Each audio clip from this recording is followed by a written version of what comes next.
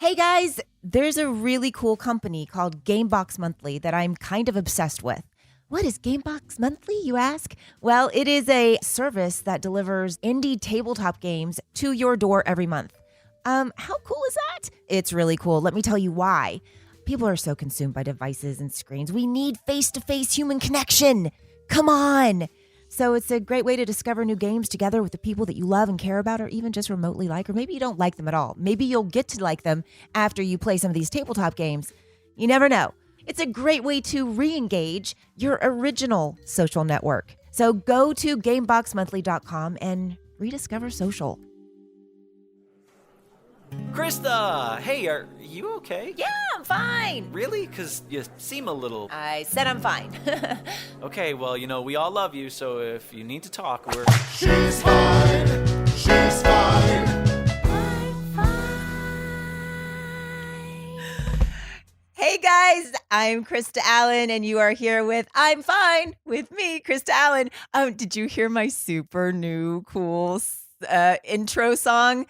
I just heard it for the first time along with you guys, and I'm really excited. I'm fine.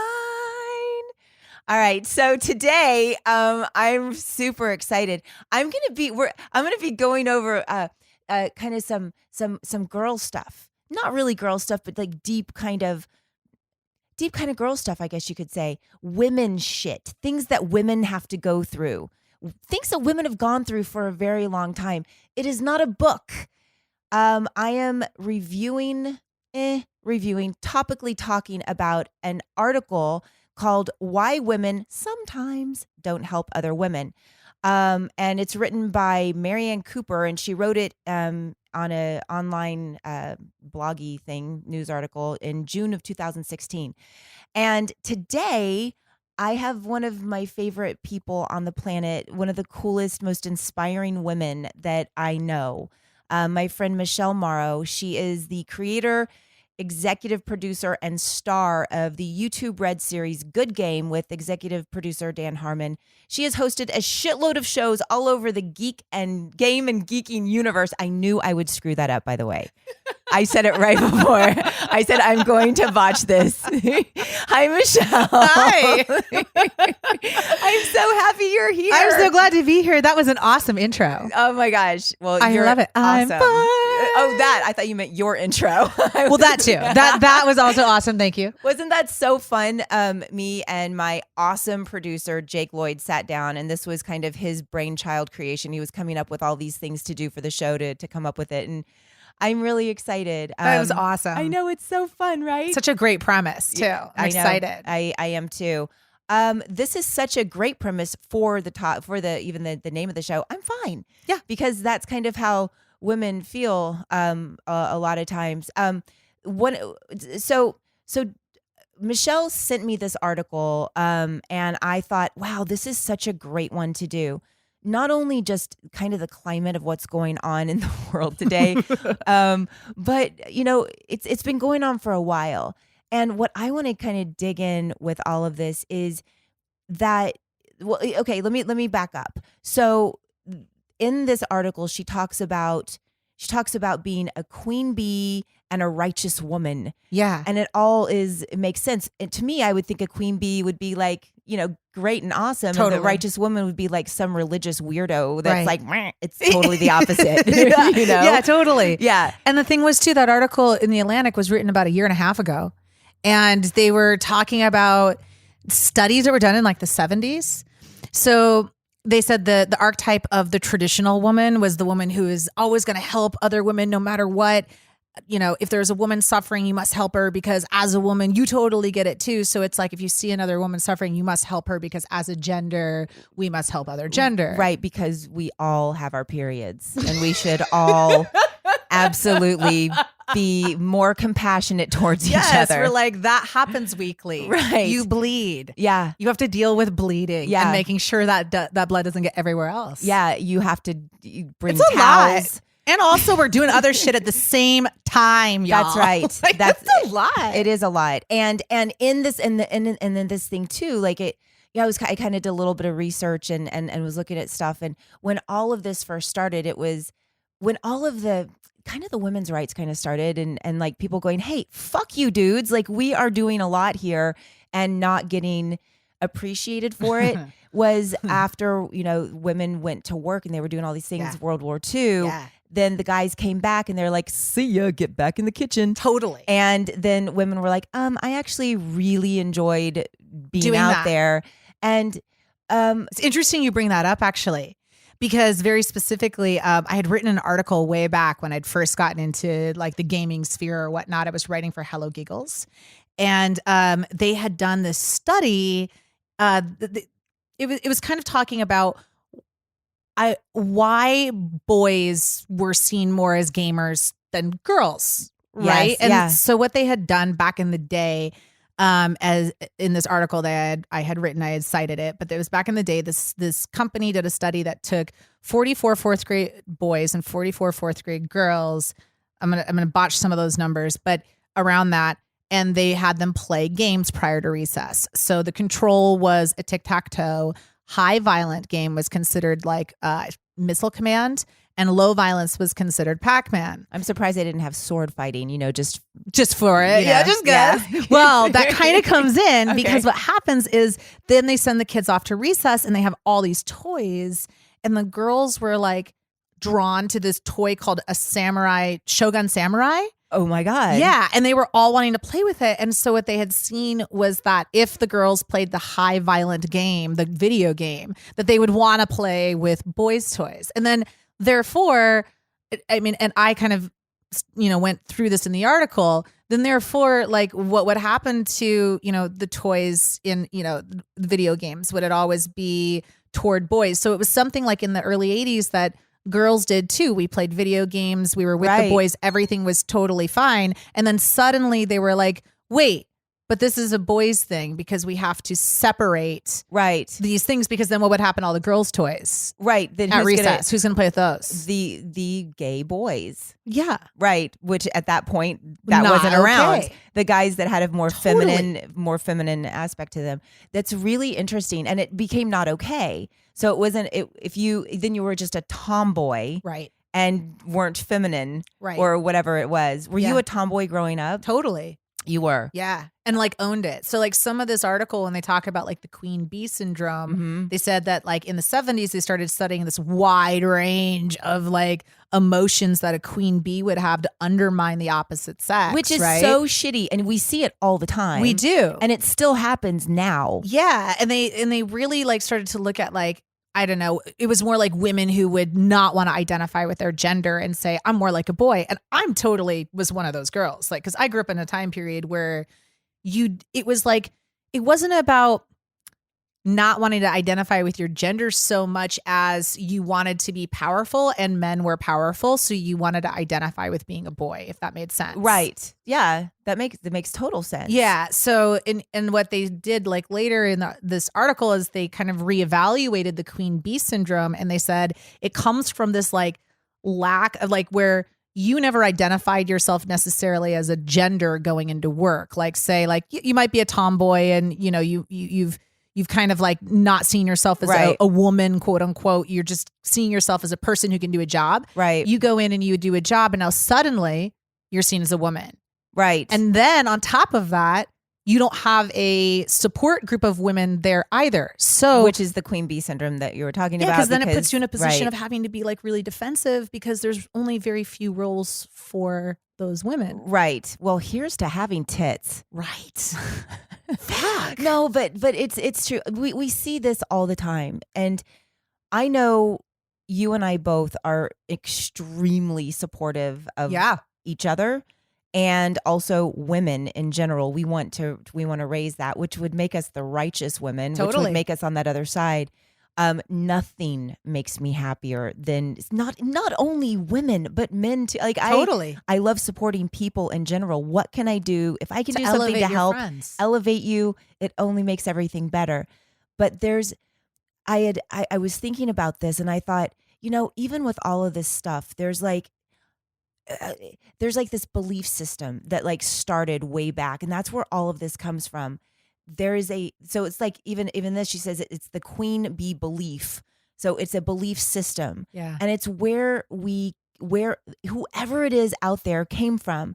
So in the gaming world, in politics, in acting, in, Hollywood, whatever, in a law office, no matter where it is, the people that are holding on to these belief systems are the ones that are making it continue. That's right. And it's so weird to me because I see that it happens most with the really super high class rich people. I'm just saying there is but that's what it is. Yeah. Is that No, I mean, you're right. But I feel like all of these laws were from really rich dudes back in the really rich, successful, powerful dudes that were to keep it there.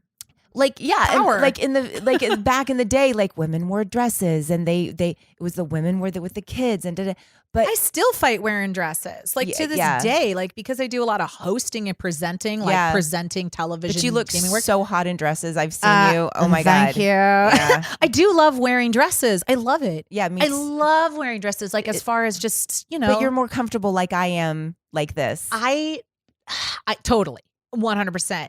But there's because I am totally by the way, not wearing feminine, and I and jeans and holes and not those holes. Come on, I mean, we never mind. Other That one, went weird. So anyway, we're just unladylike is the point here. But sometimes we like to be ladylike. But on stage and stuff, when people try to get me to wear dresses, I say no, only because I don't want a little girl who's watching to think that has to be the way it was, because that's how I grew up. Because you also have a belief system. Oh, this is interesting. So, because maybe there's a belief system with you that you're like, no, I don't have to wear a dress to be feminine. Yeah.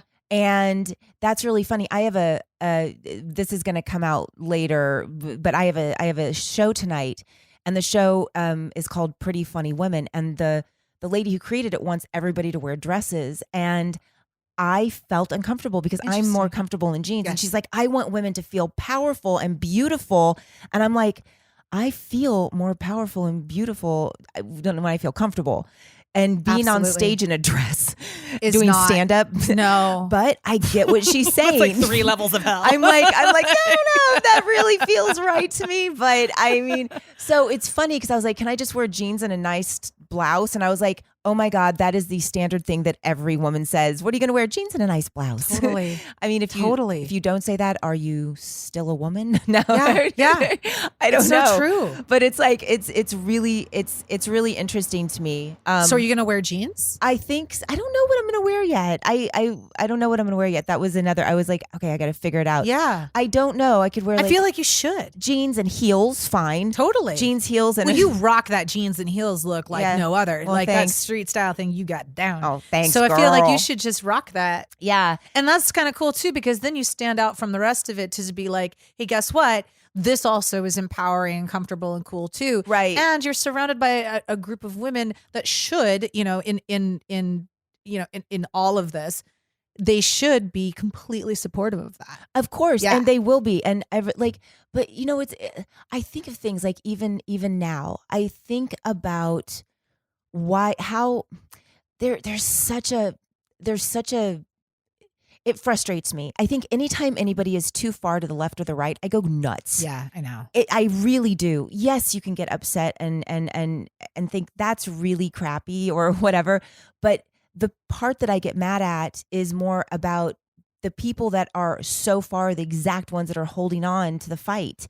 I mean, there's all of that going on. Look at our current state of affairs. Oh, yeah. In everything that we're doing politically. It's like they're so separated. Yeah. And then there's the middle and I don't know. Same thing with this. And the cool thing about this is I totally there's extremes on this. Like this article was a year and a half ago, and when it was started to circulate more on Facebook, the conversation kind of got reignited. And I thought it was fascinating to hear what people were talking about and like the things they were attaching to. Yes. Because some people weren't getting fully through the article to see like what kind of it evolved as. They immediately wanted to, what I found was that my friends were like immediately wanted to attach themselves to one side. Yeah. Yeah. And kind of be like, I think there's a massive overlap in that it's really both. Like, I know I'm definitely a woman that wants to help other women all the time. Like, I mean, you are Yeah. one of the people that's given me some of the best advice I ever got. Oh, thank you. Truly, you were. Thank you. And,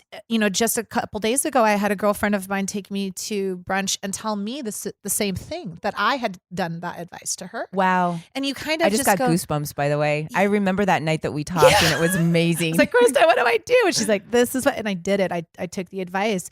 And that's the thing is, it's about taking the advice too, is not just like venting at friends. It's like really like saying this person has experience, listening and respecting what your friends can offer. And being open to, okay, so there's something like if you bend, you're not going to break. So maybe bend your thought just a little bit.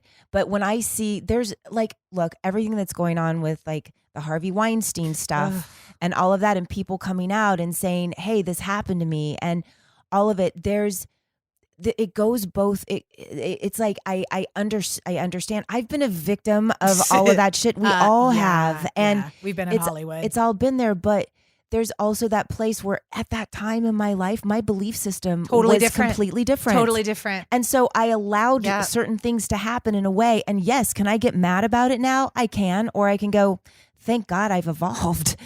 Yeah. Does that make sense? 100%. I mean, I moved to LA in 2000. So, and I worked at the Sky Bar. Oh, Lord have mercy, guys. Anybody that's not in Los Angeles, the Sky Bar is literally, what would you call it? It was like the Studio 54 of like LA at that time, because it was actually the guy who owned Studio 54. And then another dude, like, I don't know, it was a whole, I don't know all of it. Y'all can look into it. Yeah. The Sky Bar was a whole thing. Yeah. And like I remember walking through a crowd, and I had on my left arm a tray of beer, and on my right arm I had carrying a bucket of champagne, and we had little crop tops that we had to wear in like sarongs because of course that was the uniform. Show your belly. So man, did I have an awesome stomach at that age though. But I'm walking through the crowd, and this guy just fucking licked me. Licked my stomach.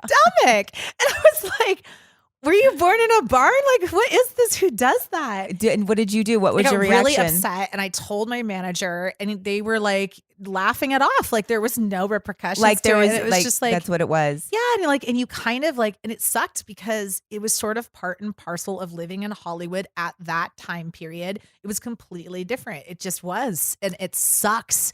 But God damn it, did I see a lot of stuff. But yes, and I saw it's easy to look back on it in retrospect. Then you go home that night and you're like, this guy was a total jerk. He was like such a, people are like, oh my God, that's terrible. Nobody's thinking about it. You can look at it now and think of what you would have done differently.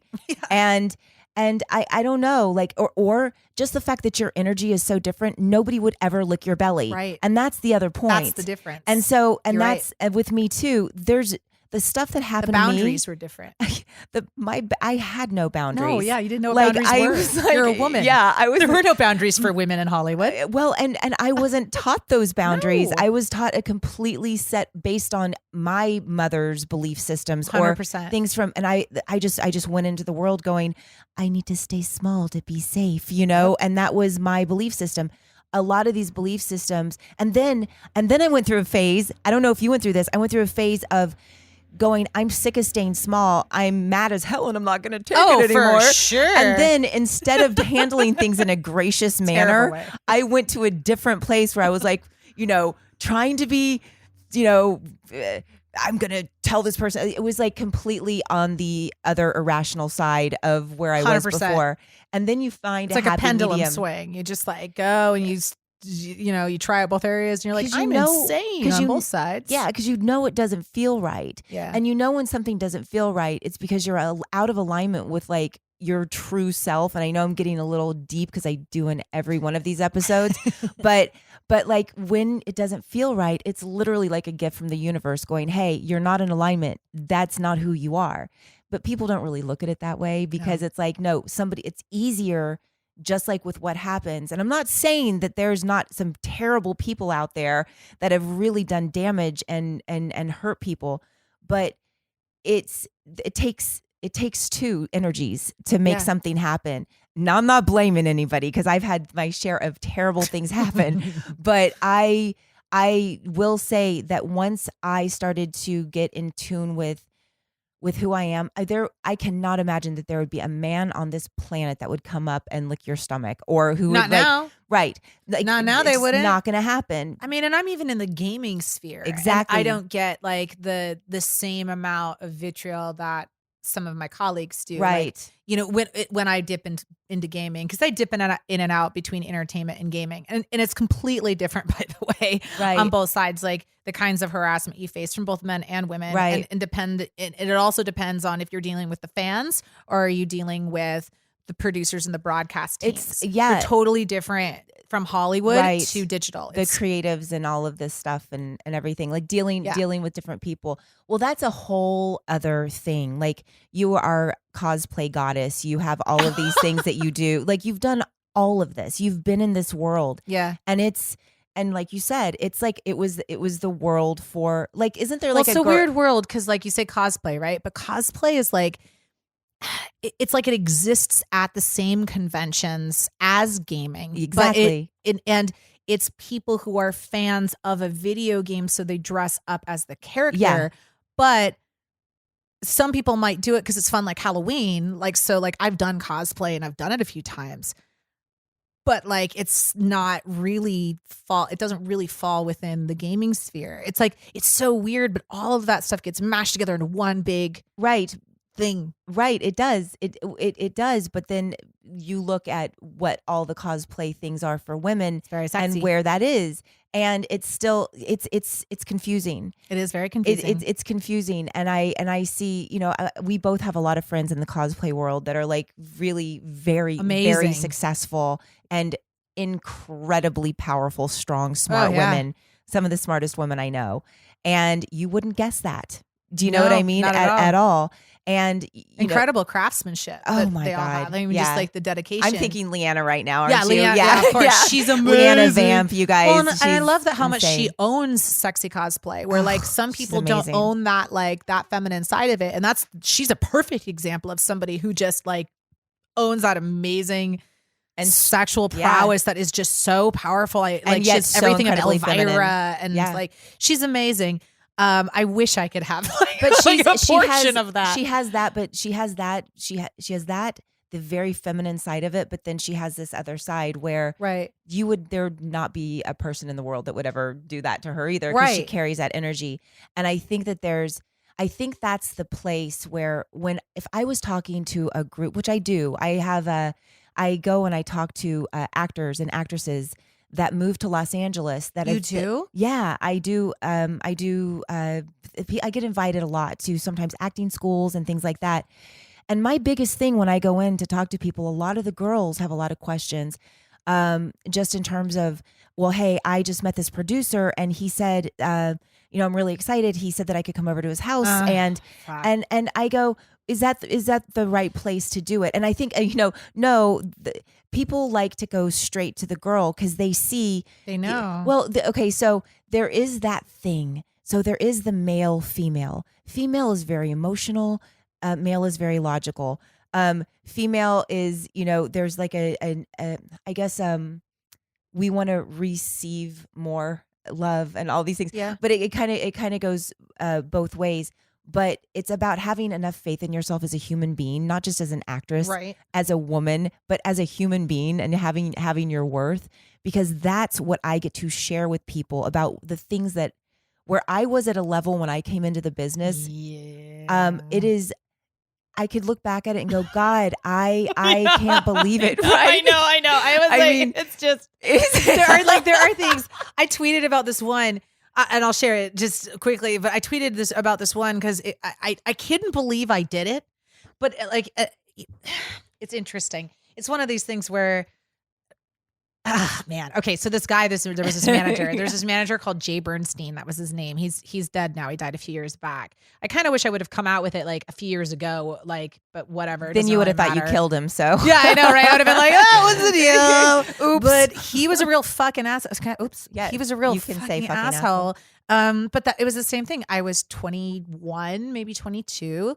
and you go to Sam French and you get that book and it tells Oh, you God. all the addresses of every agent, and you put it out, and there was even This envelopes. was before Google and everything. Before like if Yeah. anyone even emailed you sides, they had to Yeah. fax you sides. That's and everything was right. black and white. We use Thomas guides. Yeah. Keep going. yeah. Oh God. And so, anyway, I had, you even had envelopes that you would send out that had you could see through it, so you could see your photos. So you're like, here's my picture and my address. Let's see if you want to open it. Yeah. God. So anyway, Oh my I send God. it to this guy. He calls me up and he says he wants to have a meeting at his house, at his home office, and he blah blah blah blah blah. And I'm like, okay, great.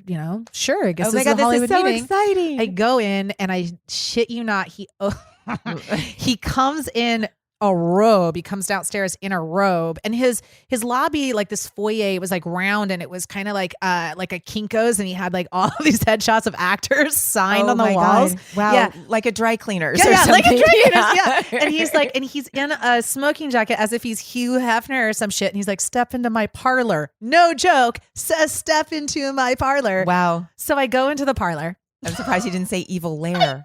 Oh.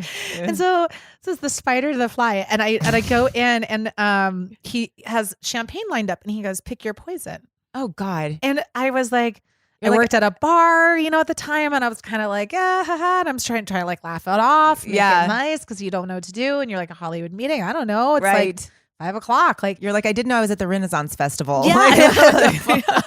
So I opened the crystal, and Of course you did. Classy And- from the beginning. and he sits me down on the couch, and in front of me is the television with a VCR, and he had it ready to go. Oh my God. Presses play, and it is a video of him getting married underwater on Lifestyles of the Rich and Famous. So he just wanted you to watch it just while want- you drank Wow. champagne while And he's he in a was- smoking That's right. jacket. That's right. Oh So my then he's like, gosh. come out to the veranda. That is a scene out of a movie. That is a comedy. Judd Apatow needs to take this story or this is a scene in Hollywood. Oh my God. It was just crazy. I mean, the story's much longer, but like, I did not realize like how bad. Did you have sex with him? No. I'm just kidding. But guess what? I found out that other girls did, and he was obsessed with girls who had alliteration names. So because I was an MM, Oh. he liked me, and he had other girls in this group. This is what I heard. This was the rumor. I always Wow. need to look into it, but the That rumor goes was he had beyond like two a girls. foot fetish. Yeah, right. Yeah. So anyway, but like even my in that God. moment, I was didn't know what to do. At the end of it, we end up at this restaurant because he said there was other people we were meeting. There was no one else we were meeting. Right. He said a slew of racial epithets to the maitre d', and who was Spanish. And we had sat down at the table, and I didn't know what to do. I was humiliated. This guy was But you horrible, and I was stayed. 22. Yeah. I said I have to go to the bathroom, and I got up and I left. I'm so proud of you. And then did he call called you? me and harassed me for months And said, on "You'll never end. work on You'll this never town?" work. I'm going to Yeah. blacklist you. Don't ever think about." I wish I would have saved the message, but I was terrified. Yeah. He told me I should get Botox when I was 22, that I should file all my teeth down because they were too big. Wow. So I mean, like just the craziest things. And I did leave after a while. Right. But in those, like, you kind of like put up because you're kind of like, how far is this train going? Yeah, no, it sounds like, that is just that you're just watching a train crash at that point. And it's like, but that is like that right there. Do you remember that book, The Game?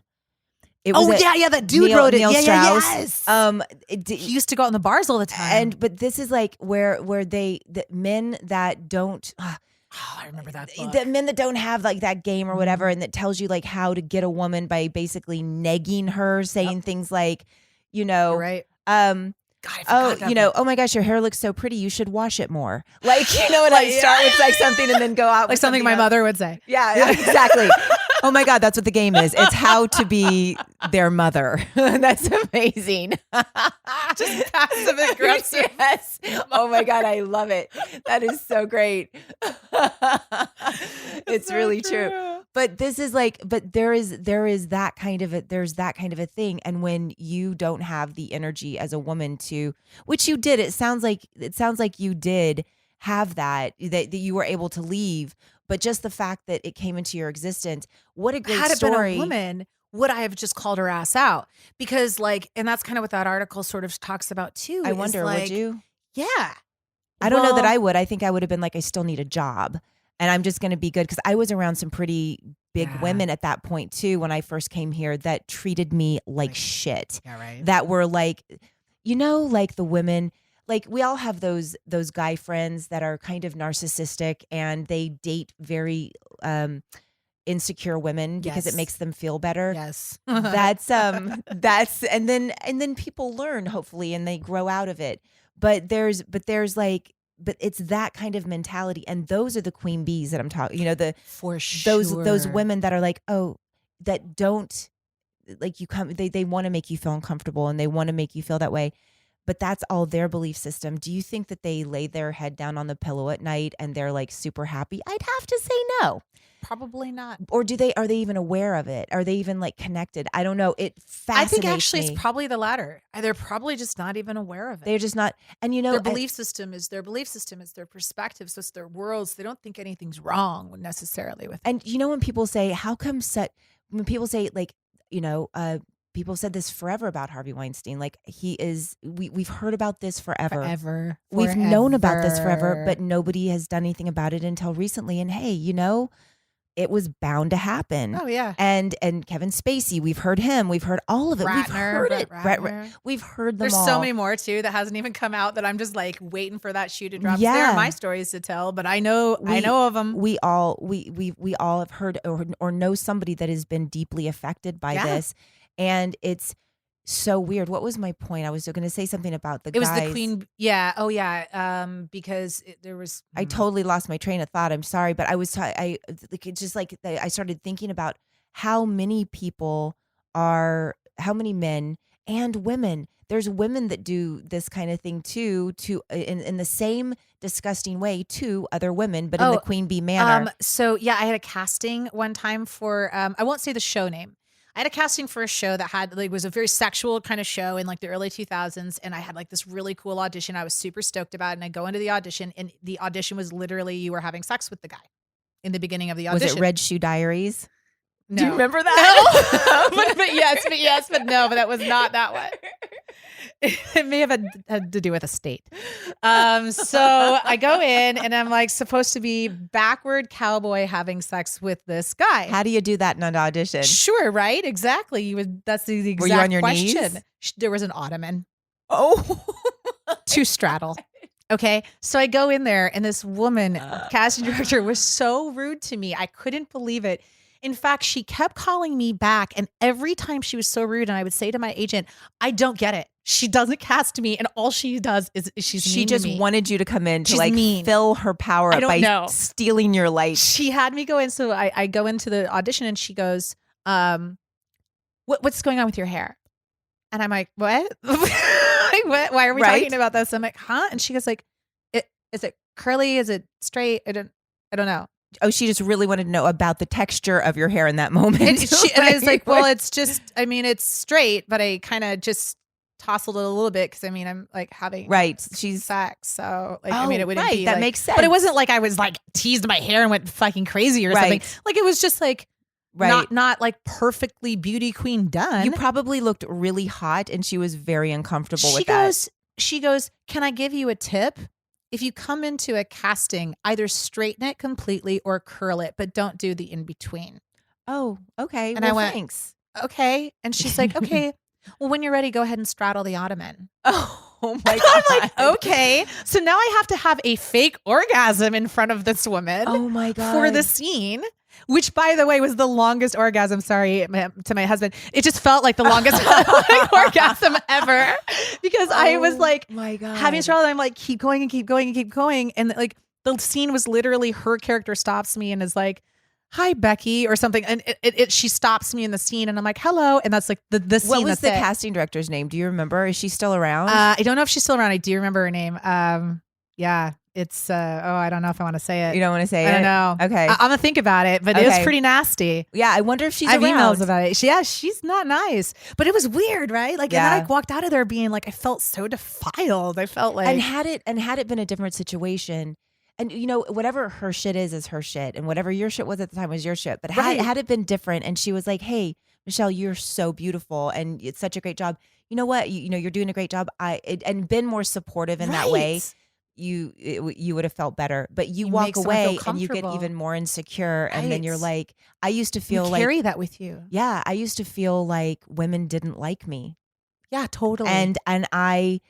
And that was never true. I think we were all just looking at each other so insecure going, how the hell are we because that's all where we going to came from. coexist? But the minute that which was, early 20s, the minute that I went, like I probably right before I had my son, in 97. So it was like right around that time. And I remember going, everything's going to change. Like whatever my belief system is right now, like I am having a kid and I Yeah. want to make sure that I am the strongest mother, the best role model. And it was a tough journey.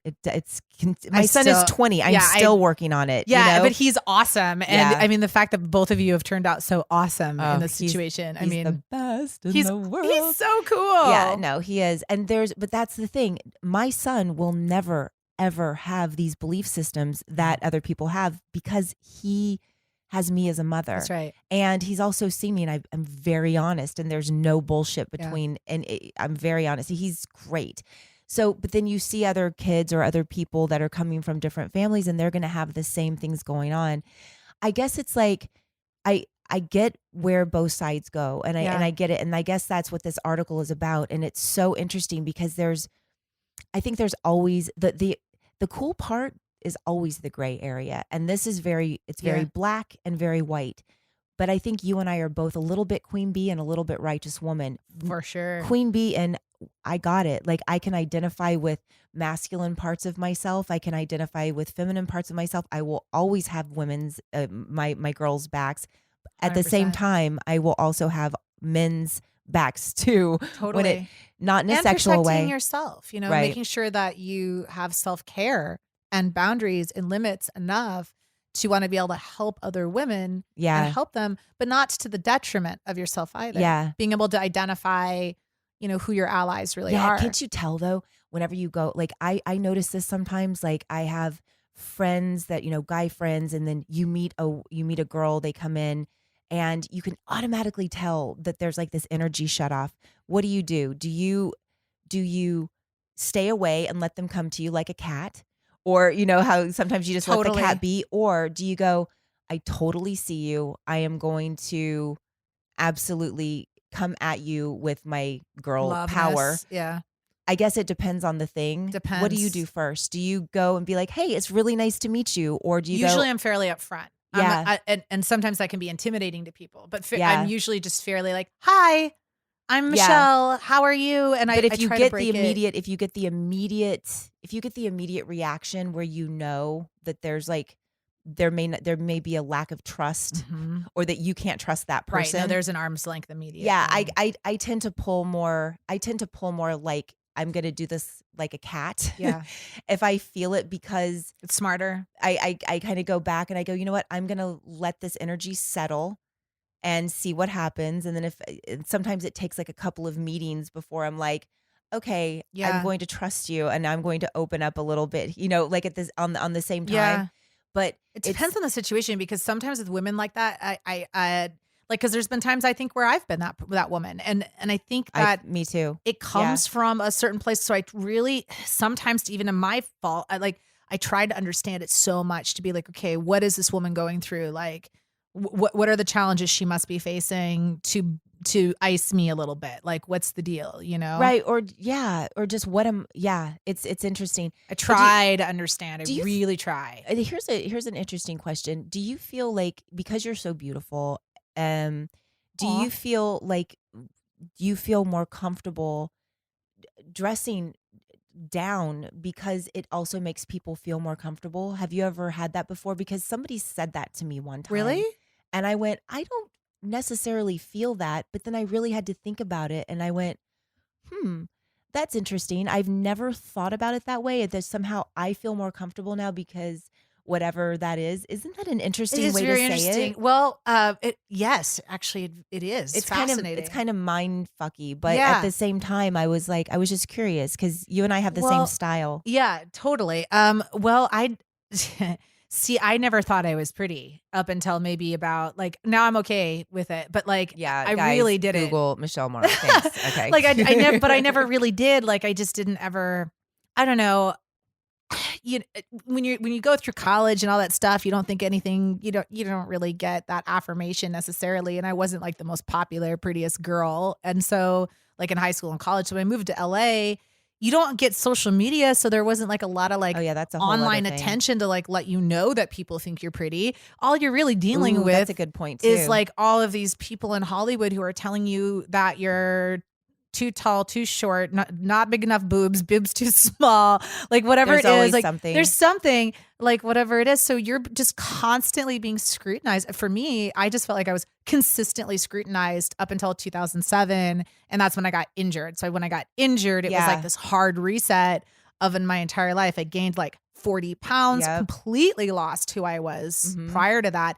And then once I lost that weight again and You reemerged. I reemerged, but it took a really long time. And it probably wasn't until like 2013 or so where I started to feel comfortable with my body again Mm-hmm. or just comfortable with my body, I think at all. Yeah. And I mean, it's still a process for me. It's like, I wasn't even good about, I didn't even own a new bathing suit in Los Angeles until 2006 or something like that. Right. I didn't go to the beach. I just didn't do those things. Right. Yeah, kinda, I guess, but not really. Yeah. I don't know. It was different.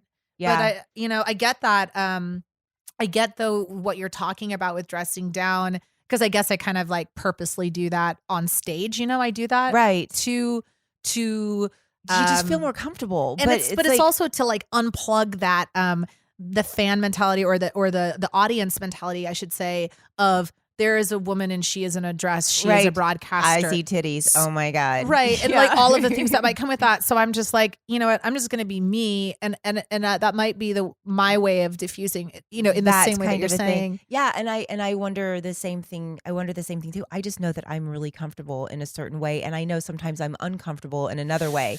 Like, let me make that more Yeah. clear. Like, if I'm super dressed up, I'm more insecure getting more dressed up than Because it's like all eyes on you. Like, I maybe, mean, or yeah. just I feel Well, I you're don't. stunning. So it's like you really do like it's weird because you have to like you stop and you look, you're like, wow, this is a really beautiful girl. And then you're like, gosh, See, am I? and I don't and it's a necessarily weird look at me feeling. and go, "Damn, girl." No, of course not. But I do know that I feel, and you know what? That could still be based all the way back on that mentality that I Old told you beliefs. that I have to stay small. And maybe there's something there. Like I'm just like busting Yeah. through like all of it. It's like we are always a work in progress, always. And like even just bringing this up right now, I go, oh, so Pretty Funny Woman, the show I'm about to do, she's like, own it, be beautiful. And me, I go, God, I feel so much more comfortable when I'm in jeans and a beanie and my glasses and no Yeah. makeup. And then I go, is that still as much and as powerful as I am and as such an advocate as I am for women's rights and all of these things? Is there still a piece of me? And I think the answer might be yes, where I still think I need to stay small in order to be accepted. Boom. Wow. What do you think? I mean, it's either But that I don't know. or you're like, guess what? I've come to the point in my life where I've owned who I am. I know who I am. I know that I feel good That's like true. this. And guess what? This is what's sexy. And I'm going to redefine That's that. true. I'm going to let everybody know. That's I mean, that's a I'm good really way. I big think I'm into in the middle. redefining right now, those things. I think I'm in the middle of both of those. And I like what you just said because that also, I'm like, oh yeah, that feels right too. Yeah. But the other way, where did I get this from? Yeah. And that's the Full part beliefs. that's, yeah, it's so crazy. 100%. And it's like, It's how you grew up. It's how you moved to Los Angeles. When you moved to Los I Angeles, mean- like in the middle of just the craziest time. oh Like my God. everyone just got away with everything. So Oh like, my God, it was and you had a ridiculous. kid, like all these things that you went through. Yeah. The belief systems that you had to like literally just Push crush through. right through. Like Yeah. you've had a lot Yeah. of There's redefining. been a lot and it's still redefining. And the best thing, the most, and it's kind of what this podcast is about. This is what everything is about. What I have found is because I've gone through so many different levels of life Yeah. and failures and success and different places. I'm so fascinated by human condition in general, just the human condition of both sides, of the left, of the right, of the middle, of all these different things and things like this. And especially when it comes to supporting people, I look at our, our president, our first lady, I look at that relationship and I wonder, yeah. that's a whole other Old discussion, school. but there's an old school kind of thing. And then I look at these wonderful relationships of, you and your husband Aw. they are the coolest couple. And like Claire Grant and Seth Green, and like these people that I'm like, that's it. That I want that. Like pure couple goals, pure, like you found each other. And it's like, and I think that's it too. And it's like stepping into the feminine and the masculine, having that balance. It's all about It is balance, weird. but it's finding it, and it's having those things where you're like, yeah. So I don't know. I mean, this episode is really, it's really about just kind of believing in yourself. It's about whether you're a guy or a girl, but it's about believing yourself. And right now, at least for the climate that we are right now, like guys don't have to be douchebags and have to do all that stuff. No. Not everybody is. No. And I don't know a lot of douchebags. And girls can be douchebags too. And I don't know a lot of them. Why? Because I'm not in a place in my life that it even enters my my environment. That invites it. Yeah. So it's pretty cool. I'm glad that we did this. I hope there's like so many books and seminars and all kinds of things like. Oh yeah, and I this article I just thought was fascinating because it really does just kind of show us two different archetypes of women that I think it's a very slender view of of women in general. Right, and, but it's the queen bee and the righteous one, and there's the right part is like right in the middle.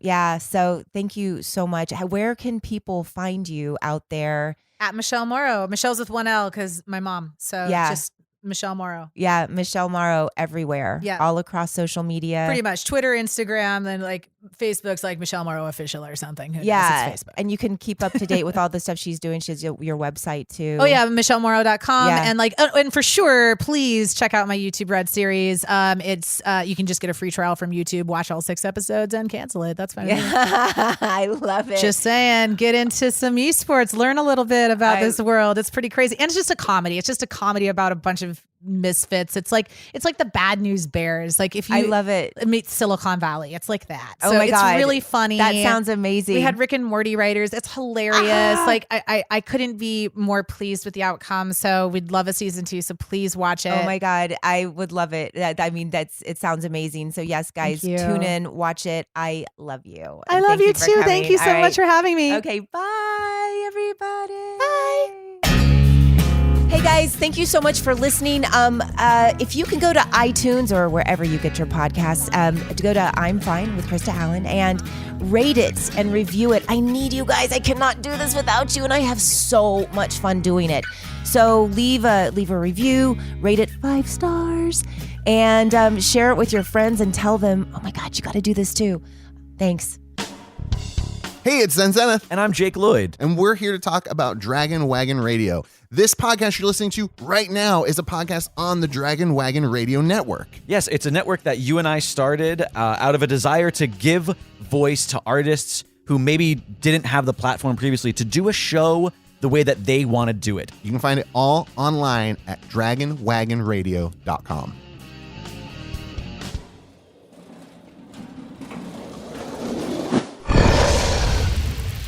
It's Dragon Wagon.